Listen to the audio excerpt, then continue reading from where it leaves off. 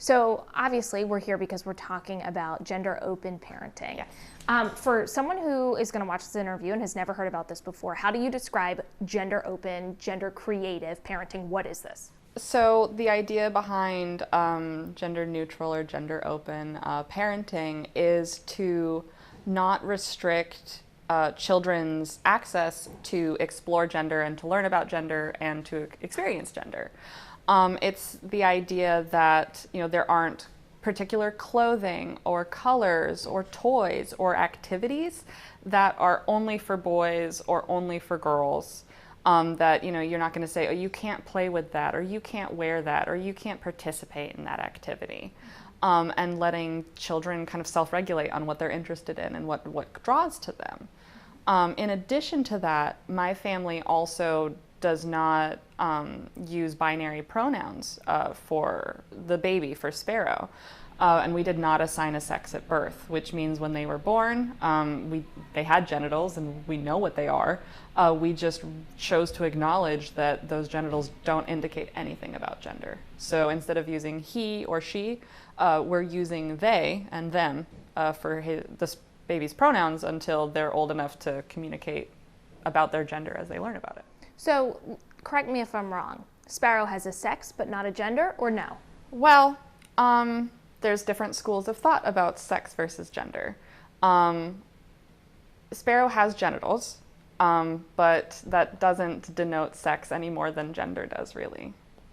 So obviously, you know the parts that Sparrow yes, has. Yeah, and your partners exactly. know the parts. Yeah, anyone who changes Sparrow's diaper knows the parts. Exactly. How do you deal with that? Well, we're very selective about who gets to know about Sparrow's body and when. If there's someone who we don't feel is understanding enough about gender, then we won't utilize them as a caregiver that needs to do diaper changes. We don't take those people out of our lives. We just don't let them see the baby naked because they're going to project assumptions on them. My own mother did not know Sparrow's genitals for the first 3 months, even though she was living with us at the time. We were just like, that's fine, we love you, you can hang out with the baby, you're just not going to do baths and diaper changes till we feel like you're there. And after being forced, because she just didn't know, being forced to use they, them pronouns for the first couple months, I think helped her get there.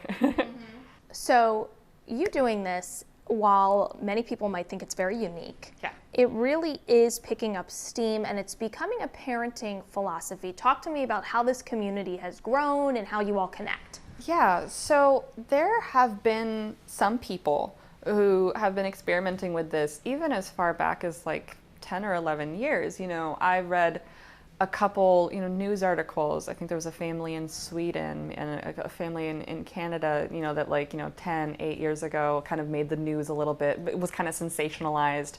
And at first, it was like, oh, baby without a sex. And it's like, no, they're just keeping it private. They're just not sharing that information. And then, at least my exposure to it, we kind of stopped at those news articles for a long time. And then when we decided to start having a baby, we sat down and were like, well, what if we did this? Kind of conceptualized what that would look like on our own. And we're like, there have to be other people doing that. So we found a couple small Facebook groups and individuals that were doing that and met up with them and kind of networked. And in the 2 years that I've been doing this through my pregnancy and through raising Sparrow, it has boomed comparatively. Start in a group with only 100 people, and 2 years later it's almost 400. That's pretty steady growth, and that's just people who are specifically pregnant or have children that are using they them pronouns for their child from birth. Mm-hmm. So it's a very a niche within a niche. So that's the definition of a theyby. Yeah, a theyby is a baby who uses they them pronouns. So that's different than, say, a toddler or a preschooler or an older child who's using they, them pronouns because of a selected identity. Like a child comes out as non-binary and says, please use they, them pronouns for me, although that's different from being a baby, I guess, technically. Mm-hmm. So at what age do you anticipate at all, if at all, that Sparrow is going to vocalize what pronoun or what binary? Yeah, what gender they have. So research, like child researchers, have kind of figured out that children don't know what gender is and don't have an understanding of it until like at the early end, like age 2 up to age 5. And until that, like through those years, they're just trying to categorize it. They're just trying to see like what makes people different, what box do they fit in, what defines them. And so those are kind of the crucial years that you want to let them kind of explore rather than have an assumption. So Hazel was at 3.5-ish, was already very assertively exploring different pronouns and different names. But there are parents that I know that have been using they, them pronouns for their children, and their children are 4.5 and still comfortable not picking, not solidifying that yet. Mm-hmm. So, and here's what I want you to clarify. When we say gender neutral or we say gender creative or gender open, it's not that Sparrow doesn't and will not have a gender. Yeah. So explain the difference there. For sure. So we are in no way prohibiting Sparrow from having a gender, and we're not forcing them to be one gender or another. We are just holding space for the child to lead the conversation and to lead the journey about gender. So it's at their pace and at their preference. You know, if they say, call me a boy today, we'll say, great, you're a boy today. They say, I want to be a girl today. Okay, you want to be a girl. Okay, well, I want to be a boy, but I want to use she, her, and I want to have long hair, and I want to play with army trucks. Okay, you know, like you want to mix and mash and combine, and that's great. Like there's no expectation that we have. There's no goal. Some people have said, oh, you're just trying to make your kid transgender. And no, we're not. We're open for their gender to be anything. But, you know, since cisgender and transgender is like going with the sex you were assigned at birth or the gender you were assigned at birth, or going opposite, Sparrow can't be trans or cis. Like there was nothing that was assigned. So they can't go with their assigned gender or rebel against it. It's just up to them. Mm-hmm. It's not there yet. Exactly. So it's making me think of the term gender reveal. Yeah. Is that the real gender reveal in your family? There's a funny image I saw on Facebook that was like, my gender reveal party is going to be when the child is old enough to communicate, they tell everyone, we respect it, and we eat cake. And I'm like, that's perfect. So yeah, there will be a gender reveal. It'll probably be slowly over time. I doubt that they're going to wake up one day and be like, I identify as this, and that it'll be unwavering and that'll be the end of it. I think there will be exploration and experimentation, which I think would be more common in children if they were given room to do that. Now, what if Sparrow says to you in the coming years, am I a boy or a girl? I would tell them that they're the only one who gets to decide that I can't know that. Well, do you feel like a boy? Do you feel like a girl? And ways I might help them figure that out is, does it feel good when someone thinks you are a boy? When you go out in public and someone says, oh, cute, hey, champ, how is he? Does that feel good? Or does that feel like you want something different to happen? You know, and just kind of, because a gender identity is very personal, but it's also very much about how you interface with the world. So I would just kind of teach them to gauge what feels right and go from there. Mm-hmm.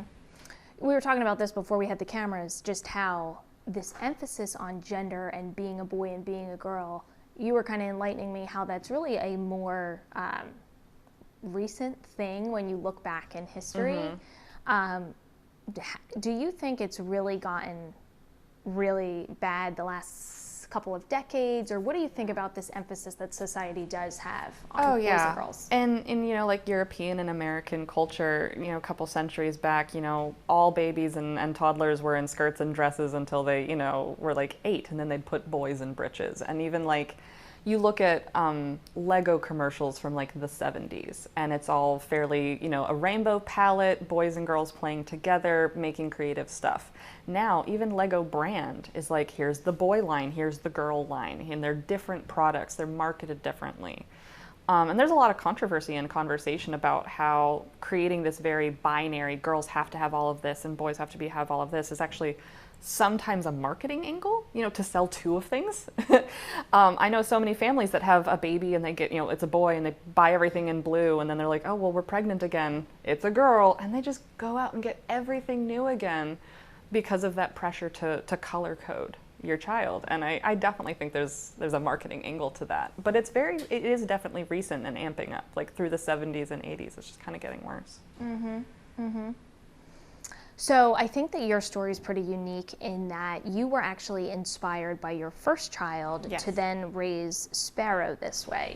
So tell me about Hazel's journey and how that inspired you as a parent. Sure. So I was very confident in raising Hazel, very gender open when I had them, but I did assign a binary sex and gender and use binary pronouns based on their genitals. I didn't limit what they were allowed to do or anything, but there was that coding there.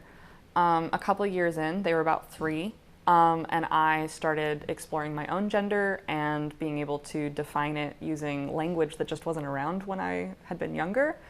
And I figured out I was non-binary. And them watching me through that process kind of showed them that they could question, that they could explore, and that there might be more than just those 2 options. And so they, started exploring their pronouns, playing with different names. And by the time they were 4, they were using they, them pronouns at least part of the time. By the time they were 5, it was full-time using they, them pronouns.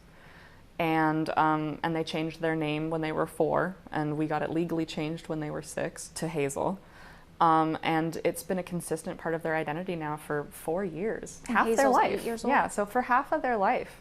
I remember when they were about 5, I was kind of talking about different gender identities, just listing them and describing them, because how do you know what your gender is if you don't know what the options are?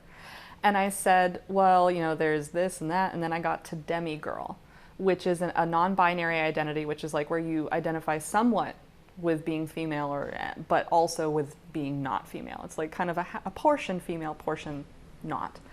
And when you say portion not necessarily male. Not male, just something else. Exactly, female and other.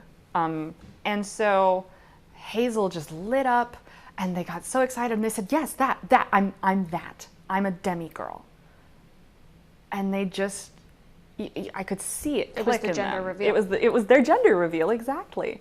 They heard this term, and immediately it clicked for them. And the way they started describing it as this little kid was like, I'm kind of a girl and I'm kind of a person. And I was like, that's amazing. And that's consistently where they're still at. They still identify as a demigirl, and they marched in their first Pride Parade this past October, and they marched with a youth group, and they met other demi boys and girls that were a little older, like kind of 13-ish. And meeting peers that had that same kind of demi identity was really great for them. What are some of the challenges in raising, kind of back to Sparrow, because you've started this since Sparrow was born. Talk to me about, actually, let's go back to when you were pregnant. Yeah. And I mean, I was recently pregnant too, so I can kind of relate, but did you find that a lot of people were like, oh, you're pregnant, when are you due, what are you having? Yeah. Have you found that was kind of like... Thankfully, my peers, my friends, my family, they've all known me for long enough that they know I'm really this warrior against stereotypes and against the norm. And so no one, I think, was expecting me to follow a typical parenting path. So people were very respectful. People would be like, when are you due? Period. Just leave it at that. A few people would ask, are you gonna find out if it's a boy or a girl? Like, people assumed I was gonna do something fringe, and they just didn't know what. And so I explained, we will know what genitals they have. We're not gonna be telling you. And so all my friends have been great about it. And I did education while pregnant. I wrote some blog posts, I shared articles, I warned people, this is what we're doing, this is how we're doing it, this is how you can participate respectfully.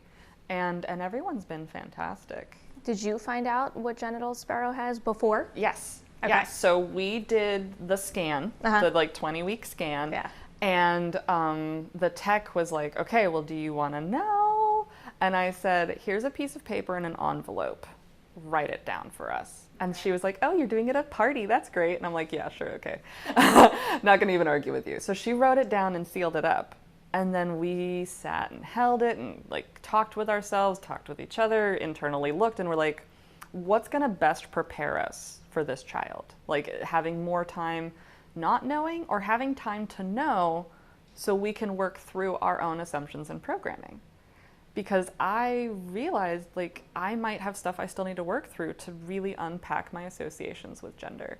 and especially with genitals. Like you know someone's physiognomy, and you think you know about them, and maybe I hadn't totally removed the two yet. So I decided to find out so that I could like personally like work and journal and like think about my associations with those genitals, to realize they didn't apply to this child at all, and to like really purposefully blank slate it. It was like a thought exercise. Wow. Interesting. I'm surprised that you guys found that out. Yeah, But it makes sense now that you explain why you did that. Yeah, I did it because I wanted to be really able to greet them with no baggage. You know, there was no surprises in that way. Exactly. Like there was my friend Nate, not my friend, someone I know on Facebook who also has theyby, actually twins, two of them, both use they them pronouns. He did a really good interview. And in there was a psychiatrist or psychologist or something who was not part of our community, and was saying how we all have unconscious bias, and how if you know the genitals of that child, there's no way you can't be giving passive programming, because you have all these associations with that child's body. And I was like, well, I just have to completely reprogram my unconscious then. No pressure. So okay. let me ask you this then, and I doubt this is the case, but have you or any of your partners or anyone who knows what genitalia Sparrow has, have any of you slipped up? No one here in the house has. Some caregivers have slipped up, but they'll slip up both ways. Like we have a family friend that watches Sparrow and has changed diapers, and she's amazing. And she is very respectful. Like when she gets stuff for Sparrow, it's all over the gender map. And she will use they and he and she at different points, just kind of slip up both directions. Yeah. Okay. So. Yeah. So, which I'm fine with. And like people actually say, do you correct people when they use he or she pronouns for Sparrow? And most of the time we really don't. Especially if it's like a one-off person we're not going to see a lot. I'm just trying to check out at the grocery store and get on with my day. I'm not here for a lesson. But like specifically, we didn't want Sparrow to grow up in an environment devoid of gender. We want, that's not real life. Yeah, it's not real life. We want them to get to experience all genders. So like them going out in public and getting treated like a girl, and then getting treated like a boy, and then getting treated like someone you can't tell, shows them what the diverse options are. And so I think that actually enhances their ability to explore their own gender rather than limits it. It's really fascinating. Yeah. What about people who might watch this, not agree with your philosophy, and might say it sounds like you're experimenting with your child, and you know this is an experiment that could be detrimental? Welcome to parenting. Parenting is always an experiment. Everyone who has a child is winging it and trying their best and taking what they learned from their own childhoods and applying it, taking what they learned, what they want to do differently. Oh, my parents did this and I'm never going to do it that way. You know, like everything we do as parents is influenced by our opinions, our beliefs, our morals. What I started learning was they did a study, and they took a baby and they put it in like a pink ruffly outfit, and they had adults interact with it. And they put it in a little blue romper, and then they had adults interact with it. And people treated the child so differently. And they've done lots of studies like this, where like they literally find that little boy babies are held less, are left to cry longer, that little girl babies are literally not taught how to kinesthetically move their bodies. They're played with verbally only. And there are all these stark differences of how we are treating children from the beginning at these most formative times. And that's real, that's scientifically studied. And if I could, the idea of someone holding my baby less or not letting them learn because of their body, of their genitals, or an assumption made about that broke my heart. And I felt like that's something I can't just sit by and not try to help that. And just, so yeah, all parenting is an experiment, but it's I really feel like leveling the playing field they lose nothing.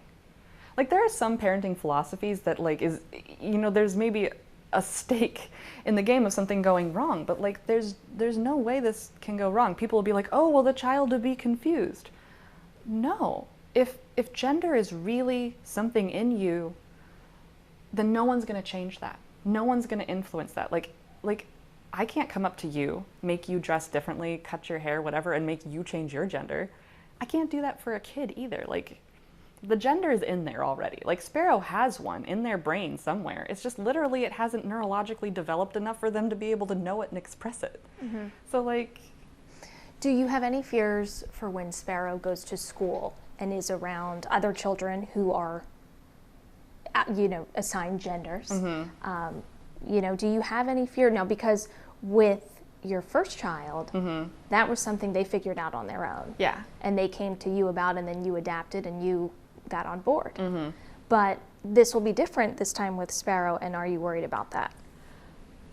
Our family is unique and stands out, and I think Sparrow is going to have to spend time explaining their background and where they come from and who they are, regardless. Even when Hazel was not out at school as being non-binary, there was a while where they just did not want to do that at school. They only wanted to do it at home. Even then, they still had to be like, oh, well, that's Ari. Ari's my papa, not my mom. Da da da da da da. So our family is unique. My children are blessed and burdened by that, regardless.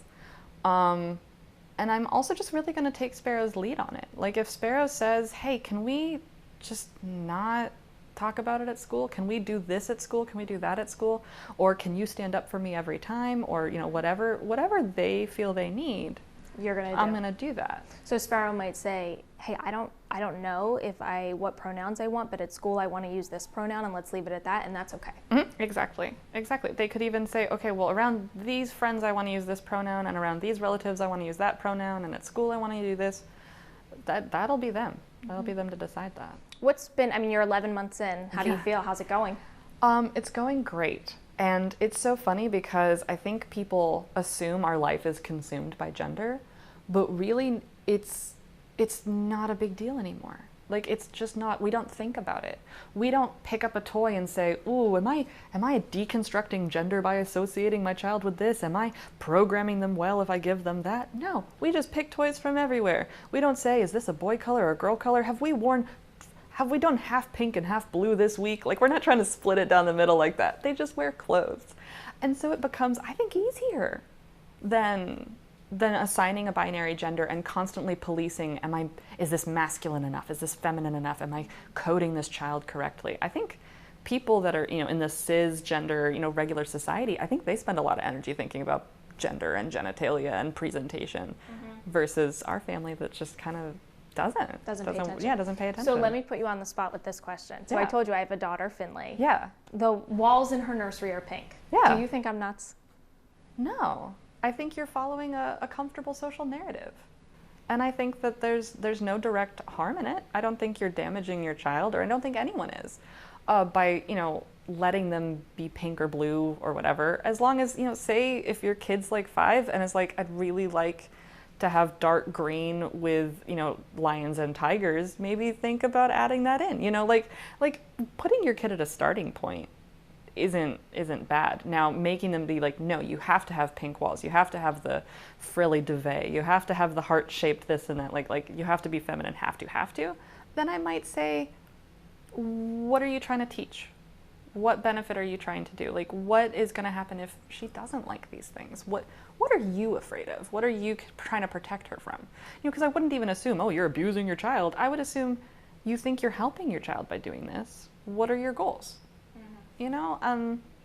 Because no one is out there trying to hurt their child by forcing them into a gender role conscious. Not no one. There are some people who really do abuse children with their rigidity. Of course. But 99% of the people out there, no, I don't think it's bad intentioned, and I don't think it's directly toxic. Mm-hmm. I think people just need to be open to be getting it wrong.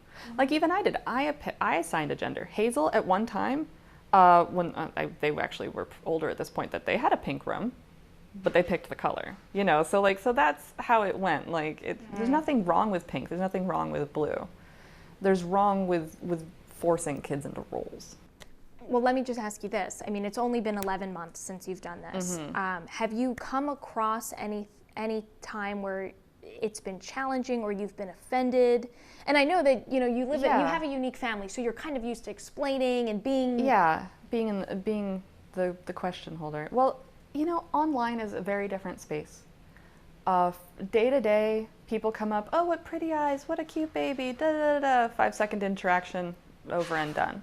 And there are even some times where strangers in the elevator, oh, is it a boy or a girl? Actually, we're raising them gender open. That's nice.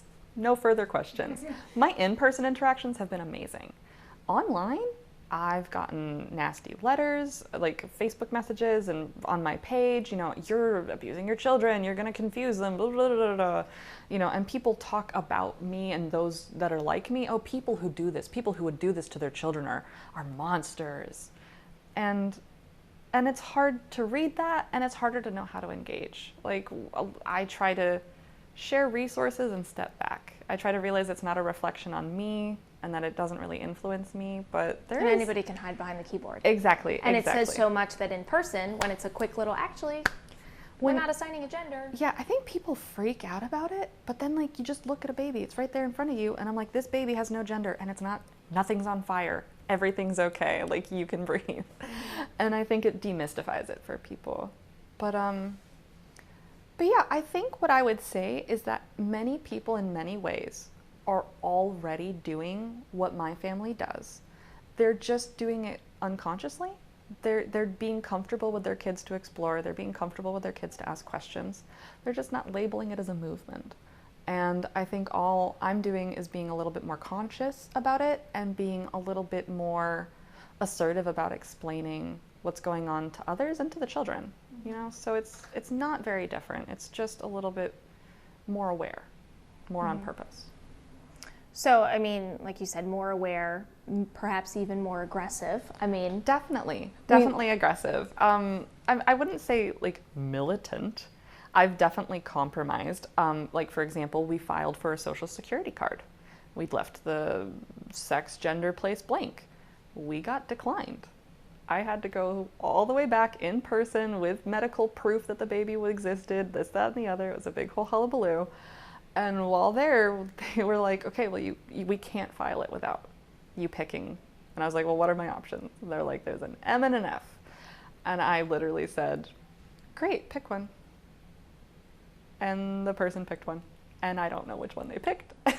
And moved on. And that's it. Yeah. Now, the birth certificate. The birth certificate. Tell me about that. Okay. So when we decided we did not want to assign sex to Sparrow, we realized that the birth certificate and documentation would be a limiting factor in their early years when you're flashing documents for babies at doctors and schools and everything all the time. But also realizing that this could impact them into their adult life, into their future. And we really felt uncomfortable with assigning a sex. That sat really wrong with us. Because what if their gender identity did not match what their sex was on their birth certificate? Mm-hmm.